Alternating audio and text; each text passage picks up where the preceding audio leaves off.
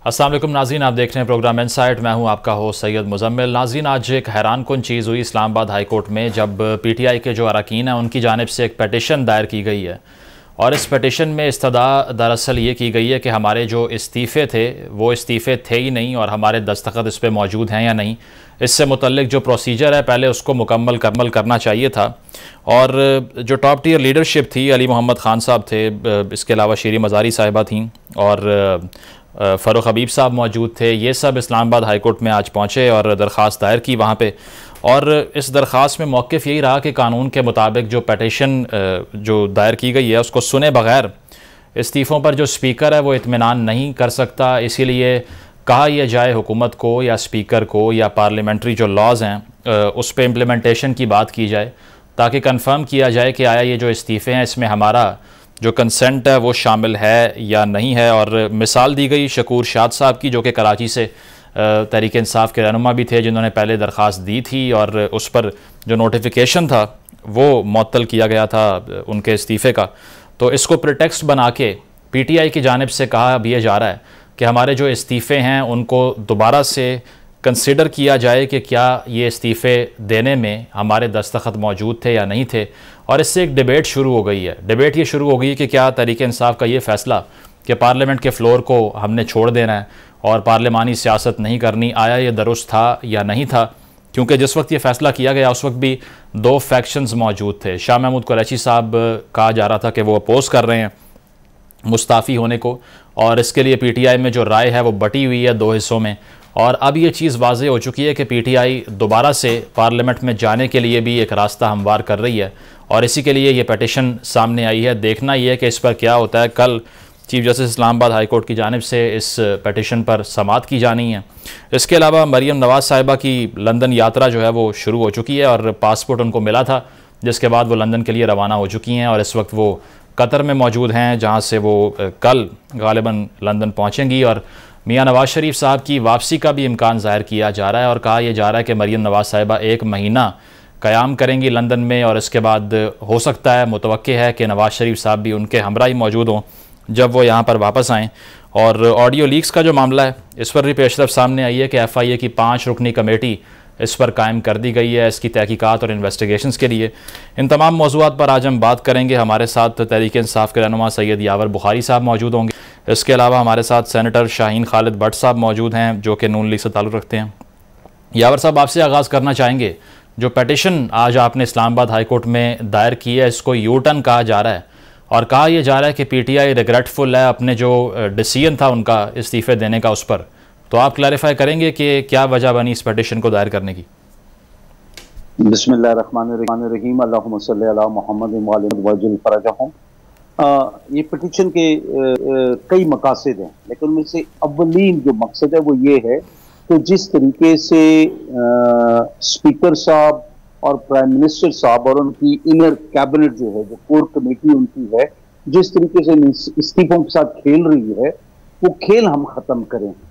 एक तरफ या दूसरी तरफ, वन वे और दी अदर, ये खेल ख़त्म करें। ये ब्लॉक्स में इलेक्शन करवाना, अपनी मर्जी से प्लान का इस्तीफा एक्सेप्ट करना और प्लान का रिजेक्ट करना, इस चीज़ को ख़त्म करने के लिए वो जो अभाम एक क्रिएट ये लोग कर रहे हैं उसको हमेशा के लिए ख़त्म करने के लिए ये किया गया है, ताकि बात दूध का दूध और पानी का पानी हो जाए, बात बिल्कुल साफ हो जाए, वाज़ेह हो जाए। और ये हमारा हक है। हम कल पार्लियामेंट में बैठते हैं कि नहीं बैठते हैं वो खान साहब का फैसला है, जो वो अपने वो वक्त पे लेंगे। लेकिन हम इस चीज़ को क्लैरिफाई करके ताकि किसी की दिमाग में इस किस्म की हरकत जो वो सोचते हैं, जिस किस्म की वो हरकतें कर रहे हैं कि फलां का एक्सेप्ट कर लें, फलां का नहीं करें, अपनी मर्जी से मनमानी करें, वो चीज़ हम ख़त्म करें बेसिकली। ठीक है यावर साहब, आप साथ ही मौजूद रहिए। और यह मकबूल जान साहब ने हमें ज्वाइन किया और यह सब बहुत शुक्रिया आपके वक्त का। आप बताइएगा, तहरीक इंसाफ के जो रहनुमाओं ने आज अदालत से रुजू किया है कि हमारे जो इस्तीफ़े हैं उनको मंजूर किया जाना अगर है तो उसके लिए जो कोर्स है उसको फॉलो किया जाए और जो पार्लियामेंट्री लॉज हैं उसके तहत हमें बुलाया नहीं गया। आपका क्या व्यू पॉइंट है इस पर कि क्या पीटीआई अब इस पर यू टर्न लेने जा रही है पार्लियामेंट में दोबारा जो है वो पार्लियामेंट्री प्रोसेस में शामिल होने के लिए, या फिर कोई और हिकमत है इसके पीछे? देखिए, हिकमत तो बुनियादी तौर पर उस पूरे चीज को डिफीट करने की थी, क्योंकि बुनियादी तौर पर जब उसके चंद एक इस्तीफों को उन्होंने सिलेक्ट किया तो वो एक बहुत बड़ी शिकस्त को उसको रिवर्स करने के लिए था, क्योंकि पाकिस्तान की तारीख के अंदर जो 15 सीटों पे 17 में से 15 सीटों पे पीटीआई जीती है, उसने बेहद वक्त बुनियादी तौर पर एस्टैब्लिशमेंट को शिकस्त दिया, उसके साथ साथ बाकी तमाम 8-9 पार्टियों के इत्तेहाद को शिकस्त दी। पाकिस्तान में कभी नहीं हुआ था इससे पहले, क्योंकि ये सारी की सारी सीटें जो थी एस्टैब्लिशमेंट की सीटें थी।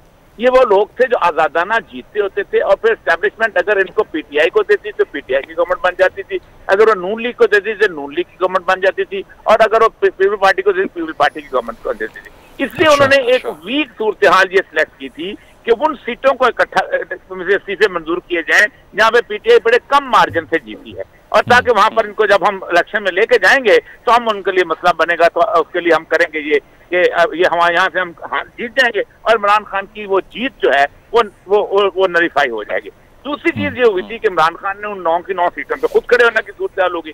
अब वो उस डिफीट की सूरत हाल में उन्होंने खुद इलेक्शन से बाइकआउट कर लिया।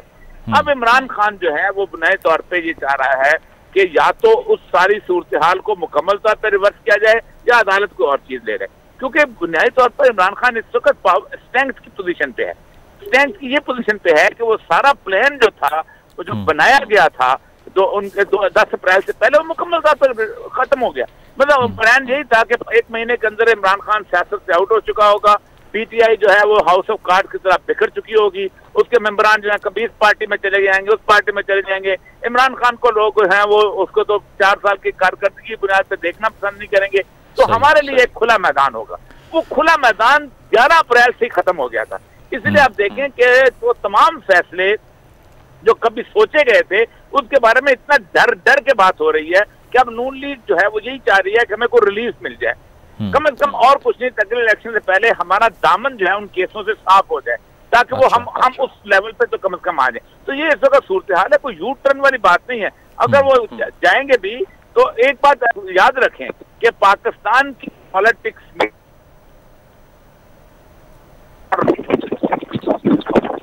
मुझे इस वक्त अंदाजा हो गया था कि इंटरनेशनल फोर्सेस भी और बाकी ताकतें भी ये समझती हैं कि उस बंदे से डील किया जाए, और अब अमेरिका पॉलिसी भी यही है कि जिसकी पब्लिक के अंदर इनरोड्स मौजूद हों। चिली के बाद, ईरान के मुसद्दक के बाद उन्होंने ये फैसला किया हुआ है कि पावरफुल एस्टेब्लिशमेंट अगर अवाम के अंदर रास्ता नहीं रखती, अवाम के अंदर रिस्पेक्ट नहीं रखती, अवाम के अंदर अपने फैसले इंप्लीमेंट नहीं कर सकती, तो अमेरिका भी चाहता है कि उसके साथ डील न किया जाए। डील अगर किया जाए तो ऐसी एस्टेब्लिशमेंट के साथ किया जाए कि जिसके रास्ते जो हैं उस कुव्वत के साथ हों जो अवाम के अंदर मकबूल हो। तो और ये सब इसमें कोई पैराडॉक्स नहीं आपको लगता कि एक तरफ खान साहब जो है वो नए इलेक्शन का मुतालबा भी करते हैं और वो कहते हैं कि इसके अलावा किसी बात पर हम कायल नहीं होने वाले, और साथ साथ अगर असम्बली में वापस आने के लिए कोई दरवाज़ा खुलता है, और खान साहब ने पहले भी फरमाया था कि अगर साइफर पर तहकीकात होती हैं तो हम पार्लियामेंट में वापस आने को तैयार हैं, तो इन दोनों में तजाद नहीं आपको लग रहा कि कोई है इन दोनों स्टांसेस में पीटीआई के? पॉलिटिक्स में मजमूआ तजादाद होती है, मजमूआ अजदाद होती है। ये आप क्या समझते हैं पॉलिटिक्स जो पैगंबरों का खेल है?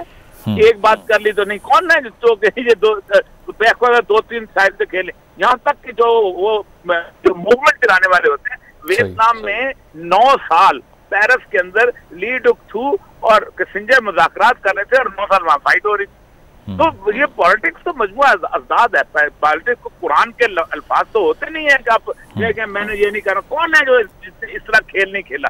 जिस वक्त वो पीडीएम तो उस वक्त थी नहीं, नवाज शरीफ और बेनजीर जो थे वो साइन कर रहे थे मिसाके जमहूरियत लंदन में बैठ के, तो पीपल्स पार्टी जो थी जनरल कियानी के साथ नेगोशिएट कर रही थी उसके ऊपर अपना बैठ के दुबई के अंदर एनपरो के ऊपर। इसका मतलब पॉलिटिक्स है, पॉलिटिक्स में सब चीज जायज है।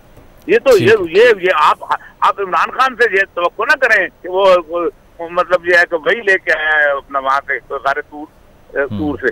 सही, ठीक है। शाहीन साहब आपसे पूछना चाहेंगे इसी हवाले से कि कहा यह जा रहा है कि पार्लियामेंट प्रोसेस जो है उसको मुकम्मल नहीं किया हुकूमत ने, स्पीकर ने मुकम्मल नहीं किया, और हमारे अरकान को बुलाना था इंडिविजुअली, उनसे सवाल होना था कि आपने अगर रिज़ाइन किया है, आप इसको कबूल करते हैं नहीं करते, तो आपने जो आर्टिकल 64 है पार्लियामेंट्री रूल्स का उसको वायलेट किया है। तो क्या पॉइंट है इस पर, आपका क्या डिफेंस होगा? सर देखिए, गुजारिश ये है कि ये ख्याल खान साहब को या पीटीआई को इतनी देर से आया इस चीज़ को इस तरीके से एड्रेस करने का? ये तो बहुत देर पहले इन्होंने जब रिज़ाइन किया तभी इनके मकासद कुछ और थे। और मैं और ये साहब की इस बात से इत्तेफाक करता हूँ कि सियासत जो है, ख़ास तौर पे जो आज की सियासत क्रिएट कर दी गई है पाकिस्तान में, वो बिल्कुल तजादात का पूरा मजमुआ है।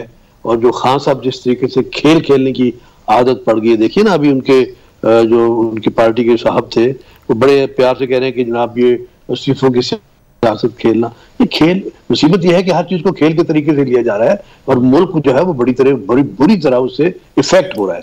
सर इनकी नीयत शुरू से कुछ और थी और बिल्कुल क्लियरली अब देखिए जो कराची के हमारे शकूर साहब का केस है और उसके बाद ये सीरीज जो केस थी, हमें पता था कि ये लोग इस्तीफा इन्होंने एक पहली दफा थोड़ा किया, पहले भी एक बार इन्होंने किया इस्तीफा जो थे वो दे के तनख्वाहें भी लेते रहे, सारी मराहत भी लेते रहे और बाहर रहे और इसी पार्लियामेंट को गालियां भी निकालते रहे, इसको कहा कि इस पार्लियामेंट में हमने आना भी नहीं है। और अब आने का जब सोच रहे हैं या उनकी मजबूरी है, जब उनको ये एक रास्ता नजर आ रहा है, तो उसके लिए देखिए उन्होंने कहा जी हाँ अगर आप साफिर को डिस्कस कर लें तो हम आने को तैयार हैं। तो ये इसको आप यू टर्न कह लें, इसको आप जबरदस्त किस्म का यू टर्न कह लें, इसको थूका हुआ चार्ट करना कह दें, इसको जो मर्जी डिसेंट सा नाम आप देना चाहें दें। खान साहब इसमें एक्सपर्ट हैं और वही ये कर रहे हैं। बाकी जहां तक स्पीकर की सवाबदीद है, डेफिनेटली वो कानून के मुताबिक जो उनकी सवाबदीद में है वो करेंगे और उसी तरह करना चाहिए और उसी तरह होगा।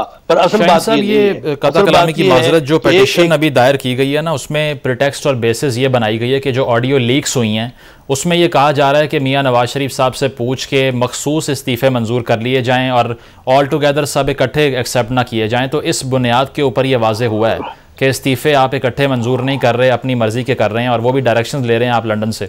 तो ये पॉइंट बनाया उन्होंने पिटीशन का।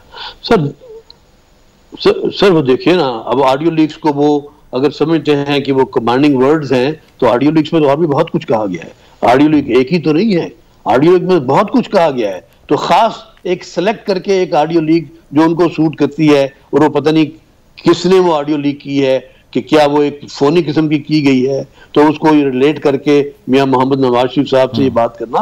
और सच्ची बात है कि मियां मोहम्मद नवाज शरीफ साहब से हम क्यों ना लें उनसे, हमारे वो कायद हैं, वो पार्टी को पूरी तरह वो लुक आफ्टर कर रहे हैं और हम बिल्कुल उनसे मशवरा करते हैं, हमारी लीडरशिप है उनसे मशवरा करके। वो गैर तो नहीं है, ये कौन सी बुरी बात है, ये बात इनको इतनी बुरी क्यों लगती है? तो ये इतनी पूछ लेते हैं सर उनसे, यावर साहब रिस्पॉन्ड कर दें, गुफ्तगू सुनिए आपने। मैं अपने भाई की बात पे रिस्पॉन्ड करूंगा। पहली बात तो ये कि इन लोगों को सिर्फ एक चीज नजर आती है कि चाहे एक बंदा मफरूर है, मुजरिम है, वो लीडर फिर भी है, तो ये एक मिसाल कायम करनी होती है ना, अल्फाज का और अमल का ताजाद नहीं होना चाहिए। यहाँ पे खुला ताजाद नजर आ रहा है, एक बात। नंबर दो, इनको शायद इल्म है लेकिन वो पूरी बात बता नहीं रहे हैं मेरे भाई कि जब आप MNA रहे हों और आपका इस्तीफा एक्सेप्ट ना किया हो तो तनख्वाह डायरेक्टली अकाउंट में आती है, कोई जाके तनख्वाह वसूल नहीं करता है। ये क्योंकि इन लोगों ने जानबूझ के डिले किया है, ये एक मैनिपुलेशन है, जानबूझ के लोगों को बेवकूफ बनाने की बात है ताकि जैसे मेरे भाई ने भी आके एक प्रोपेगेंडा किया वो दुनिया को बता सके जी देखे तनख्वाहें ले रहे हैं, और जी तनख्वाहें तो डायरेक्टली अकाउंट में आती हैं, ये कल वापस हो जाएंगी जब इस्तीफे कबूल होंगे। लेकिन इस्तीफों के ऊपर इनकी यावर साहब, लेकिन पार्लियामेंट लॉजेस तो छोड़ सकते हैं ना आप, जो नहीं छोड़ रहे? नहीं, बिल्कुल छोड़ सकते हैं, छोड़ने भी चाहिए। तो सर छोड़ क्यों नहीं रहे? इस्तीफा दे दिए, नहीं छोड़ने चाहिए। देखिए भाई वो इंडिविजुअल एक चीज है, खान साहब ने आज बोला आज छोड़ देंगे, लेकिन आप मेरी ये जो बात की ना औरिया मकबूल जान साहब ने कि सियासत में कोई हर्फ आखिर नहीं होता, आपको नेगोशिएट करना होता है। लेकिन हमारा पार्लियामेंट में जाने का जो मकसद, अगर खान साहब ने ये बोला है कि हम जाने के लिए तैयार हैं अगर साइफर को इन्वेस्टिगेट किया जाए, उसका मकसद ये है कि दुनिया को, पाकिस्तानियों को बावर हो जाए, दुनिया को तो गोली मारे, बाकियों को हम अपनी आवाम को बावर करवा दें कि हम लोगों पे किस किस्म के प्रेशर और कैसे कैसे दबाव डाल के हुकूमतों को चेंज भी किया जाता है।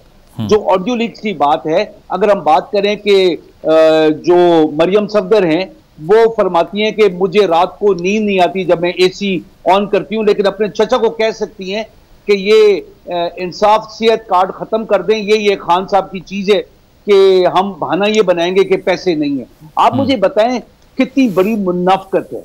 मतलब एक वो खातून जो कहती है कि मेरा बरतानिया में क्या, मेरा पाकिस्तान में भी कोई प्रॉपर्टी नहीं है, वो खातून ये बातें करती है। फिर ये खातून कहती है कि दुनिया के अभी स्टेट्स हम लोगों से डरती हैं साइफर में बात करने से। मतलब उस खातून, उस नेकबख्त पढ़ी लिखी जाहिल खातून को कौन समझाए कि साइफर दुनिया की स्टेट्स आपको नहीं लिखती, वो खत लिखती हैं अंग्रेजी में, अपनी जबान में।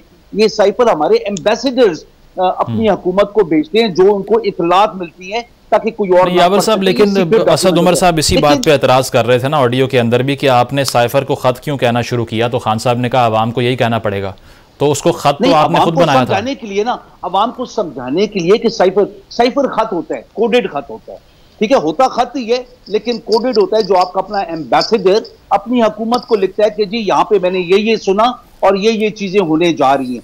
ये तो इसमें तो कोई हर्ज नहीं है, ये तो रोमियो के जमाने से ये चीजें। ठीक है सर, पॉइंट आ गया आपका। और ये सब आपसे पूछना चाहेंगे, ये जो ऑडियो लीक्स हैं इन्हीं की बेसिस पे ये पिटीशन सामने आई है, तो एक तो ये गुफ्तगू को रिस्पॉन्ड कर दें, और दूसरी चीज़ ये कि ऑडियो लीक्स पहले ही इतना एक अनफॉर्चुनेट मामला है कि इसमें एक साबिक वज़ीर आज़म, एक मौजूदा वज़ीर आज़म की ऑडियो सोशल मीडिया पे फ्लोट कर रही है, और अब उसकी बेसिस पे पिटीशन भी आ रही है अदालतों में, तो इसकी ऑथेंटिसिटी क्या लगती है आपको?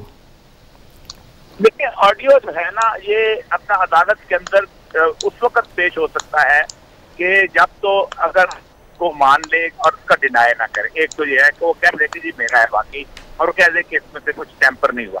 दूसरा, अगर वो ना माने, वो कह दे, इनकार कर दे, तो ऑडियो पेश हो सकता है कि इसको रिकॉर्ड करने वाला बाकायदा एक सर्टिफिकेट देता है कि ये मैंने रिकॉर्ड किया था, और ये अलग से लेके ये तक या 0 से लेके 100 तक के मुकम्मल तौर पर कोई टेम्पर नहीं हुआ, ये ओरिजिनल है। और जब वो ये ओरिजिनल हो जाता है, जब वो सर्टिफाई हो जाता है, तो फिर अदालत कहते हैं आप इसका फोरेंसिक करा लिया जाए ताकि उसको ऑथेंटिकेट कर दिया जाए। वरना ऑडियो और वीडियो दोनों जो हैं ये किसी तौर पर भी कोर्ट के अंदर एडमिसिबल किस्म के एविडेंस नहीं है, इनको माना नहीं जा सकता।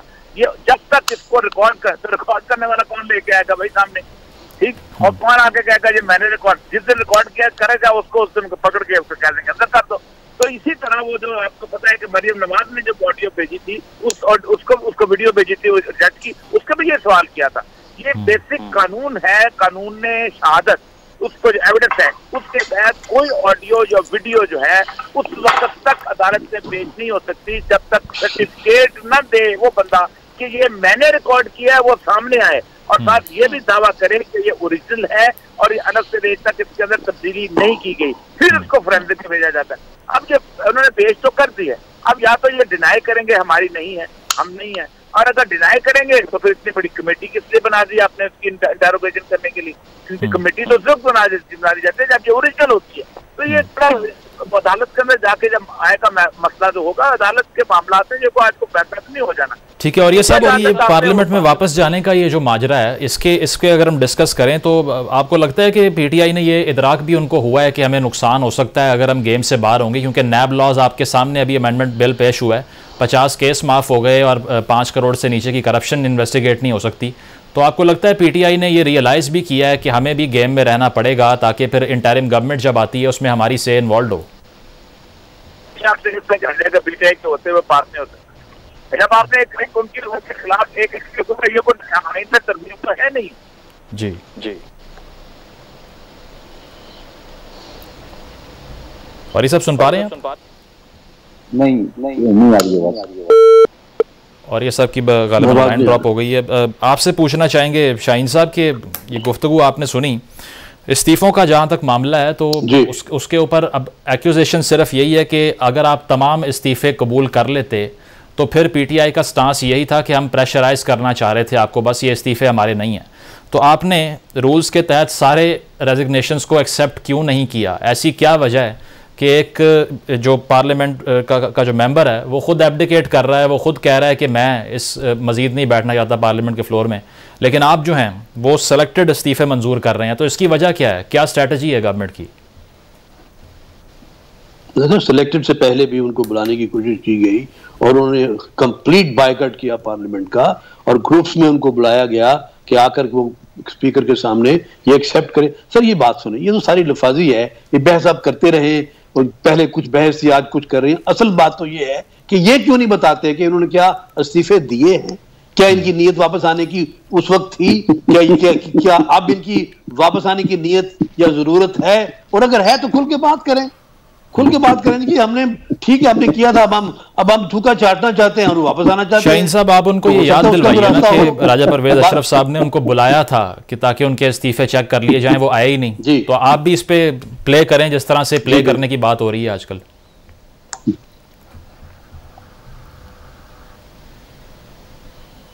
जी यावर साहब, आपकी तरफ जी शाहीन साहब आपसे मुखातिब था। अच्छा शाहीन साहब से, शाहीन भाई आप जवाब ले लें।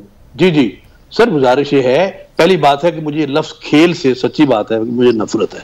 देखिए मुल्क इतनी तकलीफ से गुजर रहा है हर लिहाज से, और उस मामला में अगर हम कंस्ट्रक्टिव सोच लेके सारे के सारे जितने भी पॉलिटिशियन हजरात हैं, पार्लियामेंटेरियन हैं, चाहे वो सेनेट में हैं, चाहे वो नेशनल असेंबली में हैं, चाहे वो प्रोविंशियल असेंबली में हैं, वो थोड़ा सा जिम्मेदारी का हिसाब लेते हुए इस मुल्क को इस मुश्किल से निकालने के लिए एक दूसरे की मदद नहीं करेंगे और इस खेल वाले सिस्टम से निकलेंगे नहीं। कभी आप इस्तीफों का खेल खेलते हैं, कभी आप साइफर का खेल खेलते हैं। अभी ये पीटीआई के दोस्त, मेरे फादर दोस्त जो कह रहे थे, और वो साइफर और लेटर को कंफ्यूज कर रहे हैं, खुदा के वास्ते ये इतना क्लियर इंस्टांस है।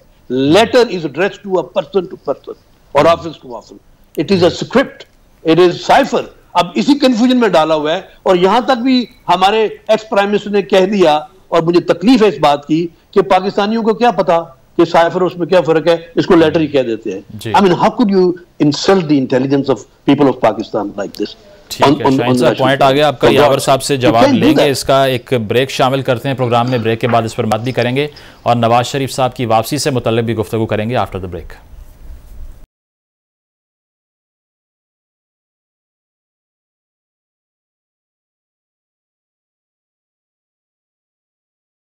वेलकम बैक नाजरीन। ब्रेक से पहले तहरीक इंसाफ के इस्तीफ़ों से मुतल्लिक बात की जा रही थी, और अब भी बरकरार है। उसकी वजह यह है कि कहा यह जा रहा था कि कुछ अरकान, ख़ास तौर पे वो अरकान जो कि पहली मरतबा नेशनल असम्बली के मेंबर बने हैं, वो रिज़ाइन नहीं करना चाह रहे क्योंकि वो अनसर्टन भी हैं कि दोबारा इलेक्ट हो पाते हैं नहीं हो पाते। इसलिए प्रेशर जो था उसमें गवर्नमेंट ने सकम किया है, पीटीआई ने सकम किया है गालिबन, और उसके तहत अब दोबारा से इस पे सोच विचार जारी है। लेकिन दूसरी जानिब मरीम नवाज़ साहिबा जो हैं वो लंदन के लिए रवाना हो चुकी हैं, और कहा यह जा रहा है कि 1 महीना उनका वहाँ पर क़याम होगा। शाहीन साहब, आपसे पूछना चाहेंगे स्ट्रैटेजी क्या है नवाज़ शरीफ साहब की वापसी की? जो बातें हो रही हैं, किस हद तक सदाकत है इसमें, और कोई प्लान है PDM की हुकूमत के पास, आपकी पार्टी के पास, कि किस तारीख को वापस आएंगे वो? सर देखिए, गुजारिश है कि मियां मोहम्मद नवाज शरीफ इस मुल्क के 3 दफा प्राइम मिनिस्टर रहे हैं, और वो उस पार्टी के कायद हैं जिस पार्टी की परफॉर्मेंस इस मुल्क के लिए माजी में बेहतरीन रही है। हमारे स्कूल में हमारे जो अचीवमेंट्स हैं उनकी एक लंबी लिस्ट है, और आप देखिए कि इस पिछले 4-5 साल में जबकि हमारे कायद जो हैं वो बाहर थे, उसके बावजूद बेइंतहा कोशिश इस्टेब्लिशमेंट की भी और इंफरादी तौर पे भी, और इमरान स्कूल ऑफ थॉट उनकी भी बेहतरीन और सख्त कोशिश के बावजूद उस पार्टी के अंदर कोई डेंट नहीं पड़ सका। तो इससे साबित होता है कि मियां मोहम्मद नवाज शरीफ जो है वो एक ऐसी पार्टी के कायद हैं कि जो एक बड़ी स्ट्रॉन्ग फुटिंग के ऊपर एक नजरियाती तौर पे एक बड़ी स्ट्रॉन्ग पार्टी है। तो वो हमारे लीडर हैं, वो वापस आएंगे इंशाअल्लाह। हम उनके बहुत मुंतज़िर हैं, हमारी बड़ी ख्वाहिश है कि वो वापस आकर पार्टी को उन्हीं गाइडलाइन पे चलाएं दोबारा। अब आने की बात है, वो कब आएंगे, तो मैं आपको यकीन दिलाता हूं कि वो एक लॉ अबाइडिंग सिटीजन है। उन्होंने माजी में ये साबित किया कि जब जब कोर्ट में उनको बुलाया गया तो उन्होंने कोई अपनी बदमाशी के तौर पे ये अकड़ फकड़ नहीं दिखाई कि वो उनको बता दो कि शाहीन साहब एक्यूज ये किया जा रहा है कि इसहाक डार साहब जो वापस आए हैं ये भी डील के तहत आए हैं। तो ये डील किसने की है, किससे हुई है, इस पे जरा बता दें कि अंदर की खबर क्या है? सर ये डील का जो कह रहे हैं वही बता सकते हैं। मैं समझता हूं कि जिंदगी जो है हर बंदे की इंफरादी या इज्तिमाई जिंदगी होती तो डील्स के ऊपर ही है, लेकिन कोई ऐसी डील जो मुल्क के मुफाद में हो, जो मुल्क के इंटरेस्ट में हो, मैं समझता हूं कि उन्हीं डील्स की बदौलत ही तो हम शाहीन साहब मुल्क के इंटरेस्ट में डील हुई है, आप ये कह रहे हैं? नहीं सर, मैं ये नहीं कह रहा। मैंने आपसे गुजारिश ये कही है, मैं अपनी जुबान में आपसे ये कह रहा हूं कि जिंदगी देखिए ना, सुबह आप उठते हैं तो अपने आप से डील बनाते हैं कि आज मैंने इतने बजे ये काम करना है, फिर मैंने वहां से वहां जाना है, फिर मैंने वहां से यही डील है सर, जिंदगी की यही डील है ना। तो ये यावर साहब मुस्कुरा रहे हैं इस डील के ऊपर। यावर साहब जो है इतना क्या ह्यूमरस है इसमें? मुस्कुराने के लिए क्या रह गया है? उनके पास क्या रह गया है? क्या वो डील नहीं बना रहे? और उनकी तो डीलें जो हैं वो तो पार्टी के इंटरेस्ट में है ना, उनकी अपनी पार्टी के, या बल्कि पार्टी से भी ज्यादा मैं समझता हूं कि सिर्फ खान साहब के इंटरेस्ट में। खान साहब की सिर्फ एक ख्वाहिश है कि उनको वापस प्राइम मिनिस्टर हाउस में लाया जाए, और उसके लिए वो मुल्क की माशियत की किसी भी चीज की कुर्बानी देने से गुरेज नहीं करते, दोस्तों की कुर्बानी। अब देखिए ये भी तो लीडर है, ये भी तो लीडर है पार्टी के, शाहीन भाई ने पार्टी के लीडर ना, इनके साथ पार्टी के बंदे रहे। अभी देखें शाहीन भाई ने एक दो बात की थी ना कि खत के ऊपर ये लोग वो एक मुरासला को आप खत भी कह सकते हैं, एक पैगाम भी कह सकते हैं। हमने अवाम को समझाने के लिए बताया कि हमारे इन्वेस्टर ने एक खत लिखा। अभी ये बात मैं क्लियर कर दूं, इसको बार बार वाजे करने की जरूरत नहीं है। दूसरी बात, ये लोग खेल को नेगेटिवली लेते हैं लेकिन डील को बड़े पॉजिटिवली लेते हैं। बट क्या बात है, मतलब ये फिर हमें कहते हैं, मैं एक होता है ना मुनाजरा आपस में बहस, एक होता है मुबाइला ये होता है कि एक दूसरे को बंदा जब कहता है कि भाई यहाँ पे मुनाजरा हो नहीं सकता, डिबेट नहीं हो सकती, तो एक दूसरे को बुरा भला अल्लाह की नजर में कहे। मैं कहता हूं जिससे इस मुल्क से पैसा लूट के लंदन ले गया, अमेरिका ले गया, बेल्जियम ले गया, ऑस्ट्रेलिया ले गया, फ्रांस ले गया, कहीं भी ले गया, अल्लाह पाक उसको और उसकी औलाद को गर्क करे जिससे इस मुल्क को नुकसान दिया। यावर साहब एक के बाद एक केसेस ओवरटर्न हो रहे हैं। अगर आप नारोवाल स्पोर्ट्स कॉम्प्लेक्स की बात करें, अपार्टमेंट्स की बात करें, मैं कहता हूं जो भी है जिससे इस मुल्क को लूटा है किसी भी डील में, अल्लाह पाक उसको और उसकी औलाद को गर्क करे। अमीन बोले इसके ऊपर कि मुल्क की बात हो रही है ना, इसके अंदर कोई भी आए, चाहे इमरान खान आए और जिसने झूठे मुकदमे बनाए हैं अल्लाह भी उनको भी गर्क करे, अल्लाह पाक उसको गर्क करे, अल्लाह पाक उसको गर्क करे। अच्छा, दूसरी बात, मेरे भाई ने कहा कि इस मुल्क को नुकसान दिया। भाई को अगर इकोनॉमी का पता है, आजादोशुमार जो इनके इदारे आजादोशुमार ने इनके प्राइम मिनिस्टर को जो एक साजिश के जरिए आए, उनको बताया कि पीटीआई की हुकूमत पिछले साल 6.5%, इस साल 6% पे हमारा जीडीपी ग्रो करा था, हमारा एक्सपोर्ट इतने हो गए थे, लार्ज स्केल मैन्युफैक्चरिंग। सर वो कहते हैं फ्यूल पे सब्सिडी देके आपने आईएमएफ प्रोग्राम को ही रोक लिया। नहीं, सब्सिडी देखिए, सब्सिडी हमने अपनी एक्सपोर्ट इंडस्ट्री को दी, हम बिल्कुल दोबारा भी देंगे इंशाल्लाह जब हम हुकूमत में आएंगे। उसकी वजह से तो आपके एक्सपोर्ट बढ़े, नौकरियां निकली, 55 लाख नौकरियों के मौके बने। अभी बात ये करते हैं कि ये भाई बैक ट्रैक करें, यू टर्न करें, बिल्कुल नहीं कर रहे हैं। हम जो इनके दिमाग में और ये लोगों के दिमाग में डाल रहे हैं, हम बिल्कुल क्लियर कर रहे हैं कि हम लोगों ने इस्तीफे दिए हैं, इसलिए हाई कोर्ट में गए हैं कि ये चीज क्लियर हो जाए। यावर साहब एक पॉइंट यहाँ पे, एक सेकंड रुक जाइए, एक पॉइंट यहाँ पर ये कि कराची में जो शकूर शाद साहब आपके जो रुकन हैं, उनकी जानिब से जो दरख्वास्त दी गई थी अपने इस्तीफे के अगेंस्ट, उनका मौक़िफ़ ये था कि मैंने अपने इस्तीफे पर साइन नहीं किए, लिहाजा ये सही नहीं है। तो आप तो अदालत में जाकर ये बात कर रहे थे कि हमारे सिग्नेचर्स ही नहीं है उसके ऊपर, अब आप कह रहे हैं कि आपने इस्तीफे दिए हैं, तो इसमें अभाम तो बरकरार है अभी। देखिए मैं जो बात कर रहा हूँ, जो इन लोगों ने अभाम क्रिएट किया, जब पहले इस्तीफे दे दिए, एक्सेप्ट कर लो, एक्सेप्ट नहीं करते हैं जी ये टाइट है, इसको हैंड रिटन होना चाहिए, जो भी बातें करें, अभी तो बातें क्लियर हो जाएंगी ना। तो अभी हम लोगों की जो स्ट्रैटेजी है वो, अभी हम पहले तो इनको झूठा साबित करें, इनको और इलेक्शंस के अंदर साजिशें करने से रोकें। जो और ये मकबूल जान ने बात की, उसके ऊपर गौर करें।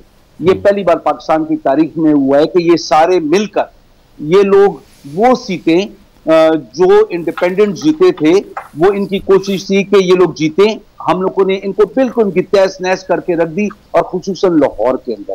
और ये बहुत बड़ी बात है, छोटी बात नहीं है, ये आप किसी भी उससे ले लें। साहब इस पर डिस्कशन हो गई, जरा मियां नवाज शरीफ साहब पर आ जाएं। उनकी वापसी जो है वो आपके लिए भी कहा जा रहा है कि थ्रेट बन जाएगी, क्योंकि उनकी पॉलिटिक्स तो 3 बार के वज़ीर आज़म हैं। तो फिर ओपनली कह रहा हूं, बिस्मिल्लाह, अभी आए, आ जाए, वापस आए, उनको आना चाहिए, ये उनका मुल्क है, वो यहाँ के मुजरिम है। इस तो अगर वो लाहौर लैंड करते हैं तो आप लोग कोई कार्रवाई तो नहीं शुरू कर देंगे? तो क्या वो तो मुजरिम है ना, तो उनको तो अरेस्ट करना चाहिए, अनलेस वो अदालतों के जरिए कोई बेल ले लें या जो कुछ भी मर्जी करें, कानून के मुताबिक तो वो अरेस्ट होंगे और उनको अरेस्ट होना चाहिए। अगर वो इतने, अगर कानून इनके लिए अलग है और बाकी अवाम के लिए अलग है, वो अलग बात है। वो अभी तक तो यही नजर आ रहा है कि इनका जो निजाम है कि इनके बंदे पकड़े जाते हैं चीजों के साथ, और उनको निजाम ऐसा है कि वो इनको रिलीफ मिल जाता है।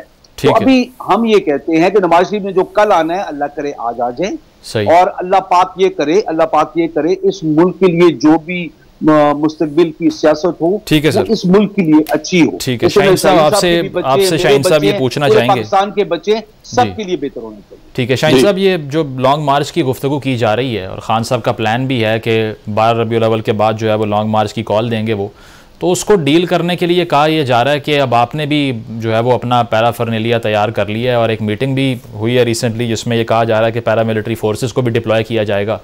तो आईनी हक है उनका प्रैक्टिस करने के लिए, अगर वो आते हैं तो इतना ज़्यादा रिस्पांस क्यों दिया जा रहा है गवर्नमेंट की तरफ से? पहले तो आप ये खातिर जमा रखें कि हमारी हुकूमत कोई गैर आईनी गैर कानूनी काम नहीं करेगी, ये तो फैक्ट है, ठीक है ना। लेकिन हमारी हुकूमत की कुछ जिम्मेदारियां हैं।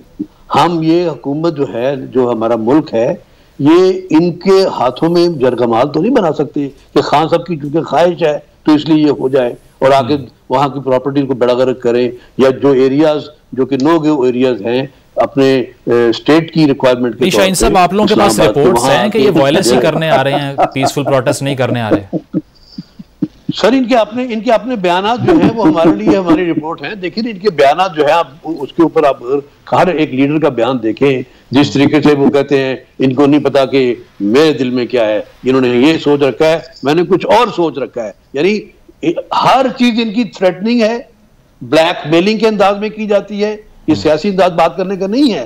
सियासी अंदाज के लिए देखिए, अगर सियासत करनी है और पार्लियामेंटेरियन सियासत करनी है तो खान साहब को पता नहीं उसका तरीकाकार क्या है, उसका तरीकाकार पार्लियामेंट है। आए ना बात करें, सारा दिन बोलते रहे, उनको वैसे भी बोलने का बड़ा शौक है, तो वहां बोलने आके लोगों से बातें करें। लेकिन वो तो शॉर्टकट ढूंढते हैं सर, उनको शॉर्टकट चाहिए, वो इंतजार नहीं कर सकते। उनको पता है कि जो कानूनी तौर पे या आईनी तौर पे हर चीज की एक मियाद होती है कि आप ये चीज इतने अरसे के लिए नहीं कर सकते और इसके बाद करेंगे। खान साहब कहते हैं मुझसे सब्र नहीं होता, मुझे सब्र नहीं होता, मुझे आज चाहिए, ये मुल्क मुझे वापस चाहिए, और उसके लिए ये शॉर्टकट ढूंढ रहे हैं। लेकिन बात ये है कि ये मुल्क उनका नहीं, ये मुल्क सबका है, उनका भी है, ये मुल्क और लोगों का भी है, और ये मुल्क के हिफाजत करने वाले लोग हैं यहाँ पे इंशाअल्लाह। इन्होंने यावर साहब फाइनल कमेंट आपसे लॉन्ग मार्च के ऊपर क्या स्टांस है, आप लोग आएंगे तो बैकलैश आएगा फिर? ये है कि देखिए, फाइनल कमेंट ये है कि ये लोग डर चुके हैं, ये इनको हवास इनके बिल्कुल फारिग हैं, और ये लोग वो बातें करने जा रहे हैं कि जहां पे ये लोग चाह रहे ये हैं कि हमारी जो दिमाग में भी बात नहीं है ये वो बताने की कोशिश करें। अल्लाह माफ करे, अल्लाह माफ करे, नाउजुबिल्लाह। ये लोग नियतों को तो अल्लाह जानता है। ये सर वो कहते हैं आपने ब्लू एरिया में दरख्तों को आग लगा दी थी लास्ट टाइम, तो यही दोबारा ना कर दें। वो तो अच्छा चलें, आप वीडियोस निकाल लें, जितने शेल्स आके उन दरख्तों को लगे उनकी वजह से जले। अगर हम लोग को दरख्तों को जलाना होता तो 2-4 दरख्तों को आग लगाते, फिर सबको लगाते, फिर हम दुकानों के शीशे भी तोड़ते, एक शीशा नहीं टूटा। ये लोग झूठे लोग हैं, ये लोग मक्कार लोग हैं, ये लोग अय्यार लोग हैं, ये लुटेरे हैं, ये लोग डाकू हैं, ये लोग मफरूर हैं। ये वो लोग हैं जो इस मुल्क का तहस नहस करने के लिए तैयार हैं। ये तो दुनिया कहती है, हम नहीं कह रहे हैं, दुनिया के राइटर्स कहते हैं, दुनिया की अखबारें कहती है, दुनिया की मैगजीन्स कहती है कि इनके लीडर्स चोर हैं। लेकिन अभी छोड़ें इन बातों को, हम ये कहते हैं कि जो भी चीज हो इस मुल्क के लिए बेहतरी हो। अगर अमेरिका यहाँ पे दबाव डाल के, हमारे इदारों के ऊपर दबाव डाल के हुकूमतों को डिसमिस करने में मुआवनत करता है, उनकी सबकी और खास तौर इनकी, तो हम लोग ये नहीं चाहते कि अमेरिका भी, हम अपने फैसले खुद करें। नवाज, ठीक है, यकीनन जो इकोनॉमिक स्टेबिलिटी है उसके लिए पॉलिटिकल स्टेबिलिटी भी चाहिए होती है, जो ज़रूरी है। बहुत शुक्रिया यावर बुखारी साहब और शाहीन खालिद भट्ट साहब हमारे साथ मौजूद, आपने मुलाहिजा किया, फीडबैक ज़रूर दीजिएगा। अल्लाह हाफ़िज़।